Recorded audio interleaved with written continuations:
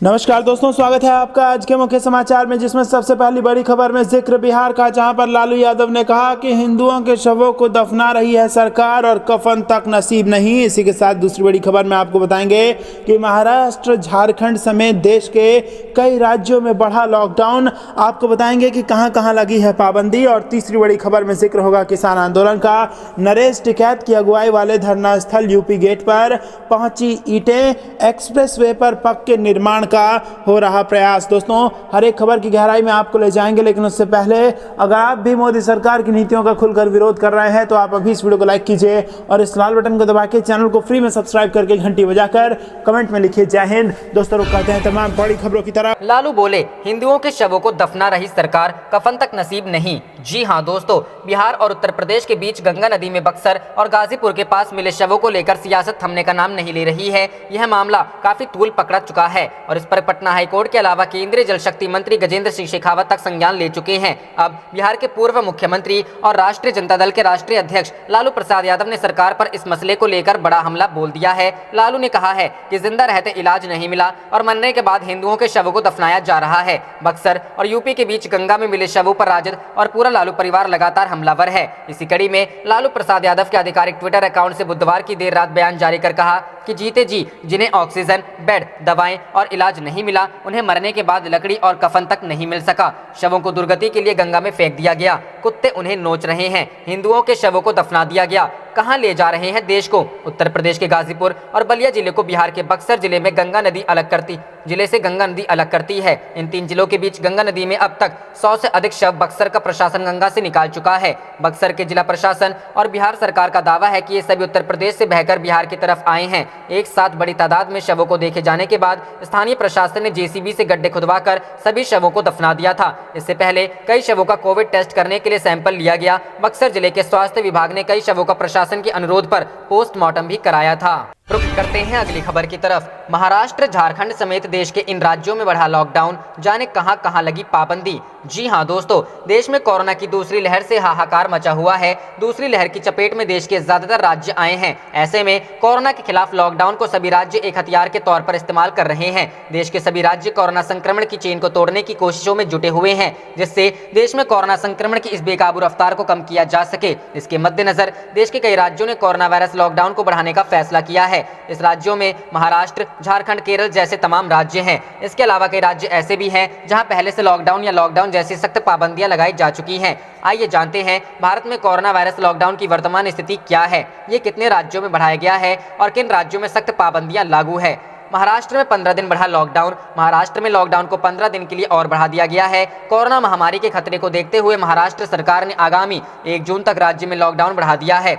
सरकार की तरफ से आदेश भी जारी किया गया है, जिनमें तमाम दिशा निर्देश हैं। इसमें कुछ नए नियमों को भी जोड़ा गया है ताकि कोरोना की चेन को तोड़ा जा सके। इससे पहले 15 मई तक राज्य में लॉकडाउन लागू किया गया था। झारखंड में 27 मई तक लॉकडाउन बढ़ा। झारखंड सरकार ने मिनी लॉकडाउन को अगले 2 हफ्तों के लिए बढ़ा दिया है। अब यह 27 मई सुबह 6 बजे तक प्रभावी रहेगा। इसके साथ ही 16 मई की सुबह 6 बजे से पूर्व से जारी प्रतिबंधों के अतिरिक्त 4 नए प्रतिबंध भी प्रभावी रहेंगे। इसके तहत अब दूल्हा दुल्हन को शामिल करके अधिकतम 11 लोगों की मौजूदगी में शादी केवल अपने घरों में या कोर्ट में संपन्न होगी। इस अवसर पर किसी प्रकार का आयोजन प्रतिबंधित रहेगा। रुक करते हैं अगली खबर की तरफ। नरेश टिकैत की अगुवाई वाले धरना स्थल यूपी गेट पर पहुंची ईंटें, एक्सप्रेसवे पर पक्के निर्माण का प्रयास। जी हां दोस्तों, तीनों कृषि कानूनों का विरोध कर रहे प्रदर्शनकारियों ने यूपी गेट स्थित धरना स्थल पर बड़ी संख्या में ईंटें लाकर इकट्ठा कर दी है। सिंघू बॉर्डर के बाद अब यूपी गेट पर भी पक्के निर्माण की आशंका जताई जा रही है। ईंट लाए जाने की सूचना पर पुलिस और प्रशासनिक अधिकारियों ने प्रदर्शनकारियों से बात की। प्रदर्शनकारी नेताओं ने बताया कि शौचालय निर्माण के लिए ईंटें लाई गई हैं। प्रशासन की ओर से अतिरिक्त मोबाइल टॉयलेट की व्यवस्था की गई। इसके बाद प्रदर्शनकारियों ने पक्के निर्माण से इनकार किया। हालांकि पुलिस और खुफिया विभाग लगातार नजर बनाए हुए हैं। बता दें कि तीनों केंद्रीय कृषि कानूनों के विरोध में यूपी गेट पर धरना लगातार जारी है। इसी बीच मंगलवार को धरना स्थल पर एक ट्रक ईंट उतारी गई। सूचना मिलते ही एडीएम सिटी शैलेंद्र सिंह मौके पर पहुंचे और आंदोलनकारी नेताओं से बात की। प्रदर्शनकारियों ने बताया कि बारिश के चलते मोबाइल टॉयलेट में पानी भर रहा है। शौचालय बनाने के लिए उन्होंने ईंटें मंगवाई है। एडीएम सिटी ने प्रदर्शनकारियों को समझाया और अतिरिक्त मोबाइल टॉयलेट की व्यवस्था करवाई। इसके बाद प्रदर्शनकारियों ने निर्माण न करने की बात कही। साथ ही ईंटें वापस भिजवाने की बात भी मान ली। संयुक्त किसान मोर्चा के नेता जगतार सिंह बाजवा ने बताया कि किसी प्रकार का पक्का निर्माण नहीं किया जाएगा। शौचालयों को ऊंचा करने के लिए ईंटें लाई गई थी। गौरतलब है कि पिछले दिनों सिंघू बॉर्डर और टिकरी बॉर्डर पर भी प्रदर्शनकारियों ने पक्का निर्माण कर लिया था।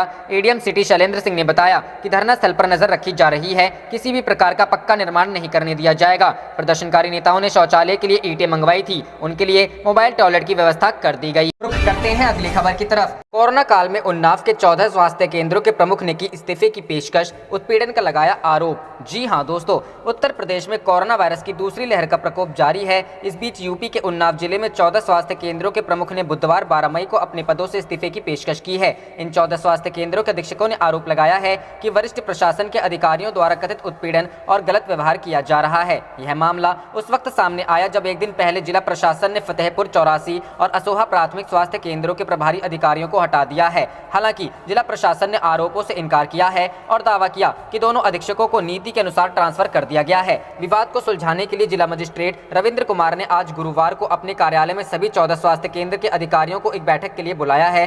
14 स्वास्थ्य केंद्र के अधीक्षकों द्वारा इस्तीफा की पेशकश करने वालों में 4 सामुदायिक स्वास्थ्य केंद्रों के अधीक्षक हैं, वहीं 10 प्राथमिक स्वास्थ्य केंद्रों के प्रभारी हैं। इंडियन एक्सप्रेस में छपी रिपोर्ट में यह दावा किया गया है। प्रोविजनल मेडिकल सर्विस के जिला महासचिव और गंज मुरादाबाद के स्वास्थ्य केंद्र के प्रमुख डॉक्टर संजीव कुमार ने कहा है, हमें यह कदम उठाने के लिए मजबूर किया जा रहा है क्योंकि पिछले साल से 24 घंटे काम करने के बावजूद हमें नियमित रूप से परेशान किया जा रहा है और प्रशासनिक अधिकारियों द्वारा जेल भेजे जाने की धमकी भी दी जा रही है। वे हमें झूठा आरोप लगाकर डांटते हैं कि हम जिम्मेदारी से काम नहीं कर रहे हैं। गंज मुरादाबाद के स्वास्थ्य केंद्र के प्रमुख डॉक्टर संजीव कुमार ने भी इस्तीफा देने की पेशकश की है। रुख करते हैं अगली खबर की तरफ। ऑक्सीजन और कोरोना वैक्सीन लेकर लापता हुए पीएम नरेंद्र मोदी, राहुल गांधी। जी हां दोस्तों, कांग्रेस नेता राहुल गांधी ने कोरोना संकट को लेकर एक बार फिर से पीएम नरेंद्र मोदी पर सीधा हमला बोला है। राहुल गांधी ने ट्वीट किया है कि PM Narendra Modi vaccine, oxygen और दवाओं के साथ गायब हो गए हैं। अब सिर्फ सेंट्रल विस्टा, दवाओं पर जीएसटी और पीएम के फोटो ही बचे हैं। राहुल गांधी ने ट्वीट किया है, वैक्सीन, ऑक्सीजन और दवाओं के साथ पीएम भी गायब हैं, बचे हैं तो बस सेंट्रल विस्टा, दवाओं पर जीएसटी और यहाँ वहाँ पीएम के फोटो। इस तरह राहुल गांधी ने कोरोना की दूसरी लहर के बीच ऑक्सीजन की कमी और वैक्सीन की सप्लाई कम होने को लेकर निशाना साधा है। राहुल गांधी बीते कई दिनों से पीएम नरेंद्र मोदी पर लगातार हमलावर हैं। कोरोना की दूसरी लहर के दौरान पीएम नरेंद्र मोदी की विशाल रैलियों को लेकर भी राहुल गांधी ने तंज कसा था। इससे पहले बुधवार को सोनिया गांधी समेत विपक्ष के कई नेताओं ने पीएम नरेंद्र मोदी को खत लिखकर सेंट्रल विस्टा प्रोजेक्ट पर रोक लगाने की मांग की थी। इसके तहत नया संसद भवन और पीएम आवास आदि का निर्माण हो रहा है। विपक्षी नेताओं ने मांग की है कि केंद्र सरकार को कोरोना काल में इस प्रोजेक्ट पर रोक लगाकर वैक्सीन की सप्लाई और अस्पतालों के इंफ्रास्ट्रक्चर को मजबूत करने पर खर्च बढ़ाना चाहिए। इस बीच गुरुवार को बीते 24 घंटे में देश भर में 3.62 लाख नए कोरोना केस दर्ज किए गए हैं। भारत में अब तक कोरोना संक्रमण के कुल 2,37,00,000 से ज्यादा केस सामने आ चुके हैं। अब तक देश भर में कोरोना के चलते 2,58,317 लोगों की मौत हुई है। इनमें से 24 घंटे में ही 4,120 लोगों की मौत हुई है। इस बीच विश्व स्वास्थ्य संगठन का कहना है कि भारत में राजनीतिक और सामाजिक कार्यक्रमों में भारी जुटान के चलते कोरोना की दूसरी लहर तेज हुई है। यही नहीं, विश्व स्वास्थ्य संगठन ने कहा है कि भारत में मिल रहे नए वेरिएंट का पहला केस अक्टूबर 2020 में देखने को मिला था। रुख करते हैं अगली खबर की तरफ। पश्चिम बंगाल में बड़ा खेला, भाजपा के 2 विधायकों ने इस्तीफा दिया, संख्या घटकर हुई 75। जी हां दोस्तों, पश्चिम बंगाल में विधानसभा चुनाव परिणाम घोषित होने के 10 दिन बाद भी सियासी संग्राम थमता हुआ नजर नहीं आ रहा है। चुनाव के बाद पश्चिम बंगाल के कई इलाकों में हुई हिंसा को लेकर भाजपा, जहां सत्तारूढ़ टीएमसी के ऊपर हमलावर है, वहीं ममता सरकार इसे एक साजिश बता रही है। हिंसा की घटनाओं को लेकर शपथ ग्रहण समारोह में भी सीएम ममता बनर्जी और राज्यपाल के बीच आरोप प्रत्यारोप होते हुए नजर आए। इस बीच एक बड़ी खबर यह है कि पश्चिम बंगाल में भाजपा के 2 विधायकों ने इस्तीफा दे दिया है, जिसके बाद विधानसभा में पार्टी के सदस्यों की संख्या 77 से घटकर 75 हो गई है। भाजपा के टिकट पर विधानसभा चुनाव जीते निशित प्रमाणिक और जगन्नाथ सरकार ने बुधवार को अपनी सदस्यता से इस्तीफा दे दिया। दरअसल पश्चिम बंगाल के चुनाव में भाजपा ने अपने 5 सांसदों को भी विधानसभा का टिकट देकर मैदान में उतारा था। इनमें से भाजपा सांसद निशित प्रमाणिक और जगन्नाथ सरकार ने विधानसभा चुनाव में जीत हासिल की। हालांकि जीत के बाद बुधवार को पार्टी आलाकमान के निर्देश पर निशित प्रमाणिक और जगन्नाथ सरकार ने अपना इस्तीफा स्पीकर को सौंप दिया।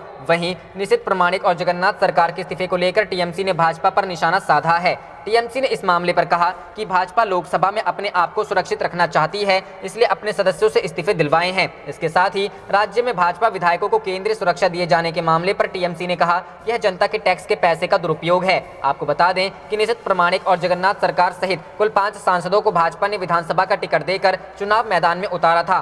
भाजपा नेतृत्व को उम्मीद थी कि पश्चिम बंगाल में अगर पार्टी की सरकार बनी तो ये सांसद उसमें अहम भूमिका निभा सकते हैं। हालांकि चुनाव में भाजपा को हार का सामना करना पड़ा, जिसके बाद पार्टी ने तय किया कि दोनों सांसदों को विधानसभा से इस्तीफे दिलवाया जाए। रुख करते हैं अगली खबर की तरफ। केंद्र पर फिर हमलावर आप, कहा मोदी सरकार के पास वैक्सीन की कोई नीति ही नहीं। जी हां दोस्तों, दिल्ली में सत्तारूढ़ दल आम आदमी पार्टी ने केंद्र सरकार पर वैक्सीन सप्लाई को लेकर हमला बोलने का सिलसिला जारी रखा है। गुरुवार को आपके विधायक राघव चड्ढा ने केंद्र पर हमला बोलते हुए साफ आरोप लगाया कि राज्यों को बेसहारा छोड़ देने वाली सरकार ने वैक्सीन को लेकर कोई रणनीति नहीं बनाई। इससे पहले बुधवार को दिल्ली सरकार के उप मुख्यमंत्री मनीष सिसोदिया ने भी इस संबंध में बयान जारी करते हुए केंद्र को आड़े हाथों लिया था। आम आदमी पार्टी के राष्ट्रीय प्रवक्ता चड्ढा के हवाले से समाचार एजेंसी एएनआई ने ट्वीट किया। आप देख रहे थे आपका अपना चैनल जय हिंद जय भारत।